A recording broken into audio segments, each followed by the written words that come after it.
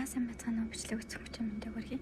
За энэ удаагийн бичлэгээрээ чийж хүзүүний хэсэгт цэс гушаагаар массаж хийх талаар бяцхан мэдээлэл оруулъя. За ер нь бол чийж хүзүүний хэсэгт цэс гушаагаар массаж хийхээр цэс нь өөрөө дулаан дамжуулахдаа маш сайн металл учраас мөн энергийн давтамж өндөртэй байдаг учраас хүзүү чийжний хэсэгт массаж хийхэд маш сайхан тайвшруулж өгдөг.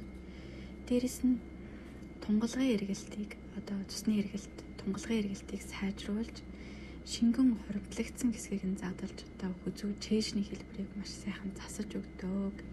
За мөн бактери эсрэг, ням бактери эсрэг үйлчлэгээтэй учраас хүзүүгээр жоох юм гарах гад байдаг, чийжээр жоох юм гарах гад байдаг бол өрөвслийг намдааж арсыг цэвэр тунгалаг болгох тийм үйлдэлтэй байдаг цэс нь.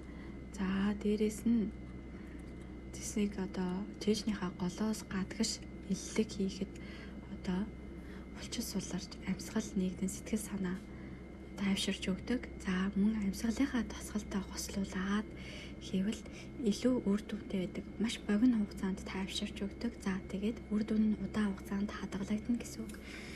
Чийжэндээ массаж хийхдээ амьсгалаа аваад гадагшлуулаад байвал зүгээр. За би бичлэгнэр нөгөө нэг камер руугаа харах гад хараа муутай учраас нэлээд ингээд хичээж яаж байгаа шүү. Тэрнээс харсан жоохон эвгүй юм шиг харагдаад байгаа надад. За ингээд сайхан нүдэ наад амьсгалаа ажиглаад ингээд хийвэл илүү зүгээр байдаг. Маш сайхан тайвширч өгдөг. Ялангуяа биений юм ирэхийн өмнө өдрүүдэд өдөр бүр ингээд хийвэл зүгээр өглөөгөр. За ер нь ингээд бид нар чи стресстэй үедээ өөрийн мэдлэг мөрөө хавчаад ингээд амьсгалаа түгжээ чэйжний булчингаа чагалждаг. За үүнээс болоод заримдаа бөхтөр болох, эсвэл чэйжний хэлбэр өөрчлөгдөх, зүрхний хэм өөрчлөгдөх. За мөн амьсгал давчдах үүнээсээ болоод энергийн давтамж маань маш их буурч нүдний өнгө өөрчлөгдөх, нүүрний өнгө өөрчлөгдөх тийм шинж тэмдгүүд гардаг. За тэгэнгүүт бүгдээрээ сайхан амьсгалаа аваад чэйжний сайхан боломжоор дэлгэж өгөөд цэс гушаагаараа массаж хийгээд өөрийгөө тайвшруулж амрааж болох нэ.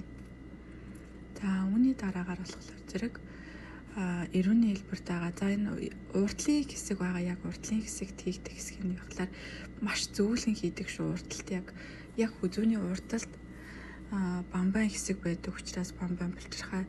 Тэгэхээр зэрэг тэн дээр маш зөвлөх үл мэдэгдэм. За хоёр талаар нь бол бас л зөвлөгөн хийн. Гэхдээ яг өөрийнхөө мэдрэмжинд тааруулаад баг зэргийн даралттай маш зөвлөн даралттайгаар хийн шүү.